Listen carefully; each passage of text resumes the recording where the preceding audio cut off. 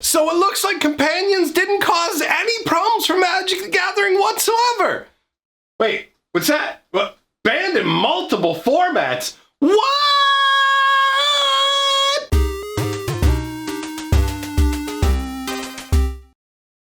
Greetings, owners of fine luxury cardboard rectangles. We are here to talk about the new banned and restricted announcement for the 18th of May. Funnily enough, this was actually supposed to be my wedding day. But what happened with the whole big wide world made that not a possibility. So it wasn't just Magic cards that got banned today. It was also my love. Anyhow, companions, did they cause a problem for Magic? No, they just needed to be banned in multiple formats, that's all. Now, not all companions, okay? Not all companions. What we're going to do is we're going to go through the announcements that they've made here for the different bannings, and we're going to actually start out by talking about Loras. Surprise, surprise! Who would have thought that Loras was going to catch the ban hammer? I mean, that seems so unlikely. I mean, look at Loras, right? He's so harmless. He's just, 3 mana for a 3/2 that sits outside your deck, and all he does is let you cast stuff from your graveyard, but it's got to be converted mana cost 2 or less, right? And we all know there are no good cards in Magic the Gathering that have low casting costs. So why is Loras even a problem? Well, let's take a look. Let's take a look at what Wizards says in their announcement about why, first of all, why it's banned in Vintage. Then we'll talk about why it's banned in another format. But starting with Vintage. In the weeks following the release of Ikoria Lair Behemoths on Magic Online, we've observed a rise in the popularity and win rate of Vintage decks using Loras of the Dream Den as a companion. Because of the nature of Vintage's wide card pool and powerful restricted cards, the deck building cost imposed by Loras is less restrictive relative to the payoff of having Loras as a companion. Wait. You mean being able to get back your Black Lotus every turn is good? I never would have seen that coming.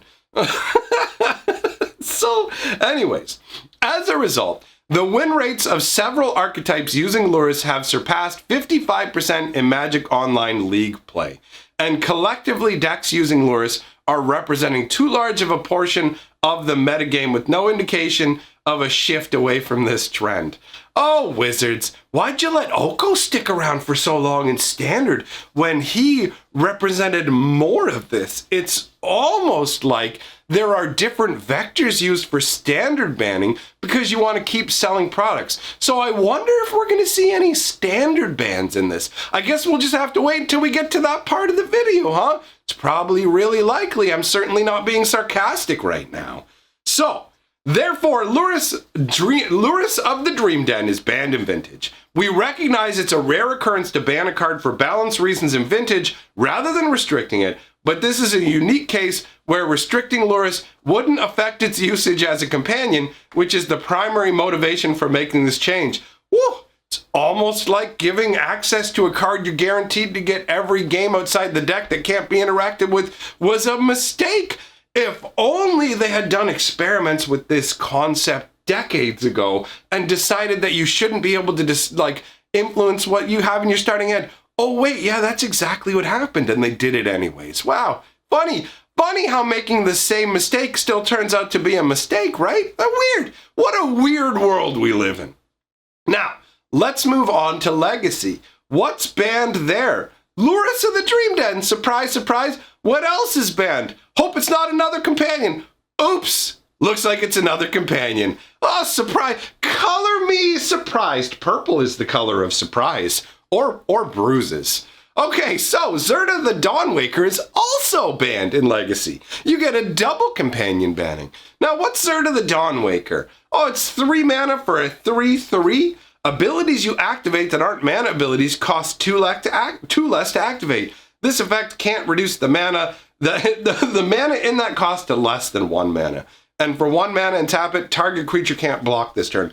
I'm going to go out on a limb, and I'm going to say that the reason that Zirda got banned is because of its tap ability. Paying 1 mana and tapping Zirda to make it so target creature can't block is really, really powerful. I mean, that affects every single creature in the game that doesn't have hexproof. And all you have to do is tap down your creature. That's crazy powerful. That absolutely has to be the reason that it got banned, right? So let's take a look. Let's take a look at what they say about the legacy bannings. So it starts out, as in Vintage, the wide card pool of powerful, low mana cost permanents in Legacy makes the power level of using Loras of the Dream Dead as a companion not commensurate, ooh, fancy boy words, to the deck building cost. Several archetypes that were already strong, including Delver variants, have incorporated the use of Loras as a companion while necessitating relatively few deck building changes.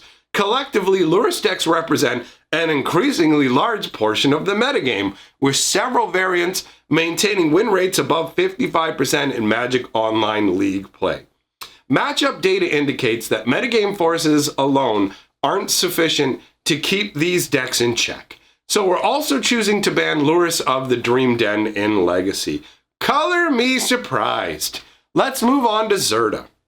In addition, we're seeing very high win rates among decks using Zirda the Dawnwaker as companion in combination with Grim Monolith. Ooh, I guess infinite mana is too strong, huh? While not yet widely played, Magic Online metagame data indicates these decks will become problematic in both win rate and metagame share. Therefore, we're taking the additional step of banning Zirda the Dawnwaker in Legacy. Now, I want you to notice this whole sort of, oh, these things will be problematic. They're not problematic yet, but they'll be problematic in the future. They never apply these theories, this philosophy, to Standard, because Standard always involves cards that they can still sell you. And that is one of the things that makes this ring hollow. And we'll get to it. We'll get to the Standard section, all right? But let's move on to Brawl, which admittedly is the least, I'd say these are the least important bannings overall, as Brawl is a fairly minimal format that's only really played on Arena, because let's be real, if you can choose between playing Brawl or playing Commander, you're clearly going to choose Commander. You've got way more options and a much more enjoyable experience with Commander than you're going to have with Brawl. So there are two cards that are getting the boot in Brawl. And the first is Drannith Magistrate, 1 white and 1 for a 1/3 human wizard that says your opponents can't cast spells from anywhere other than their hands. This one should be really, really obvious for anybody who understands Brawl, because essentially Brawl uses a commander concept where your commander is outside of your hand. It starts in the commander zone. So the Drannith Magistrate says, you can't play your commander, but it only affects your opponent. So it's a one-sided shutdown in commander, in Commander, but in Brawl as well, obviously. So they're giving it the boot, which makes perfect sense to do so. Let's be real. This card is emblematic of White's philosophy of, no, you can't do that. No, you can't do that. White and blue are the colors that are like, nah, you can't do that stuff, son. I don't like it. I don't like it. You can't do it. No. No, no, no, no, no. They're all about you not having fun. Get out of here, white, blue. Beat it. Hit the bricks. Let's talk about the other card that got banned in Brawl as well, and that's Winota, Joiner of Insane. I'm dumb and this is crazy. They shouldn't have made this ability. I'm pretty sure that was the playtest name. 1 white, 1 red, and 2 for a 4/4 legendary human warrior. Whenever a non-human creature you control attacks, look at the top 6 cards of your top 6. You may put a human creature from among them into the battlefield, tapped and attacking. It gains indestructible until end of turn. Why did they need to add in the indestructible as well? Put the rest of the cards on the bottom of your library in a random order. This card is nuts. This card is crazy. Wizards is crazy. Anyways, let's read their actual official statement here. Part of our philosophy for Brawl is that it shouldn't be easy for a single card to completely shut down a wide class of commanders. An example of us acting on this philosophy in the past was banning Sorcerer's Spyglass. We feel Drannith Magistrate falls into this category and generally takes away from the fun and self-expression that come from building around a commander in Brawl, so we're banning it. This ban makes absolute sense to me. Let's be real. While I don't think that making a card like Drannith Magistrate is a mistake, rule-setting abilities for White that's just one of White's special wheelhouse abilities. So the card existing itself isn't a problem. It's an answer to a bunch of things, and you need answers to things. But in Brawl, obviously, it's far too powerful and unfun, so it deserves the ban. The next part of this announcement says, on the balance side of things, we're seeing that high win rates of decks using Winota, Joiner, or Forces as a commander are leading to increased play rates and reduced diversity of play experiences for Brawl players. While we're generally more tolerant of win rate outliers in Brawl than in formats with a more competitive spirit behind them, we're choosing to make a change here in order to open up more viable choices for self-expression in the Brawl metagame. And then, that's it. Wait, what? No standard bans? Oh, no standard bans? No modern bans? Are you kidding? Oh, okay. All right, let the commanders run wild. I'll let the companions run wild there for a while. Why not? Let's let Wizards rake in some more money. Ikoria only came out 3 days ago, and they've already had to ban a whole bunch of cards from it. So, let's see what it says about other formats. While this set of changes is focused on Legacy, Vintage, and Brawl, we're continuing to watch the evolution of the metagame in each other format, including Standard, Pioneer, and Modern. If changes become needed in other formats, we'll provide those separately in a future announcement after we've sold a bunch of Ikoria. As of now, we're seeing a diverse and dynamic metagame that changes from week to week in each Standard, Pioneer, and Mod. Wait, what? As of now, we're seeing a diverse and dynamic metagame. How fucking high are they? As of now, we're seeing a diverse and dynamic metagame that changes from week to week in each Standard, Pioneer, and Modern. What? In each Standard, Pioneer, and Modern? They couldn't even write the sentence grammatically in a way that made sense because they're lying. Before determining whether any changes are necessary and what the right changes would be, we need to see the metagame come closer to an equilibrium state. This is so, look at them jump through hoops to try and pretend like, oh, you know what, everything's fine, man.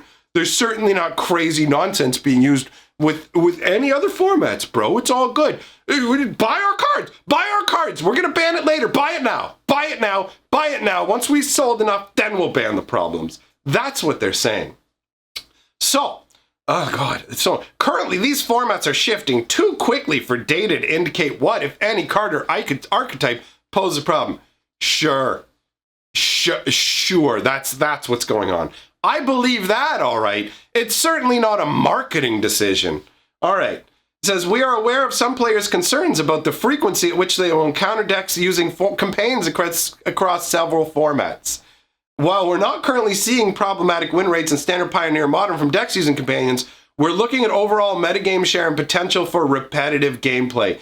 They know it's there. The fact that they're addressing this says, we know you expect us to ban companions. We know it's creating repetitive, unfun game states, but we want the money. Your fun, your enjoyment, a healthy metagame all comes secondary to you buying the product. Buy this garbage product. Why do you think Arena right now is doing the, hey, if you give us 50 gold, we'll give you 500 gold. If you give us 50 gold, we'll give you 200 gems. These are bribes because fewer and fewer people are playing Arena. Even right now when you can't play Paper Magic, people are wandering away because companions are making Magic even more boring and stultified. Standard is already a repetitive format that leads to a lot of the same non-variant style games, but companions are like concretely adding an extra layer of that. And yet they're saying, we're aware of some players' concerns about the frequency at which they encounter decks using companions. This to me almost reads like, we're planning on banning companions soon, but we're not going to do it yet because you need to buy more. Once we've sold enough, then the ban comes. This really frustrates me. If we see signs of long-term health issues resulting from high metagame share of companion decks, we're willing to take steps up to and including changing how the companion mechanic works. For now, metagame will need more time to evolve before we can determine whether changes are necessary. The fact that they're saying this at all pretty much says to me they know companions are broken and refuse to ban them for sales reasons. This is incredibly aggravating, my friends. It is really, really frustrating. I was supposed to be getting married today, all right? And now I'm dealing with this nonsense instead. I don't know. Enough griping. Let me know your thoughts in the comments below. This is a fan-funded channel, so thank you very much for my patrons and channel members who are the people who allow me to do what I want to do. If you want to help it as well, jump on my Patreon. That's all for now, my friends. Thanks for coming by.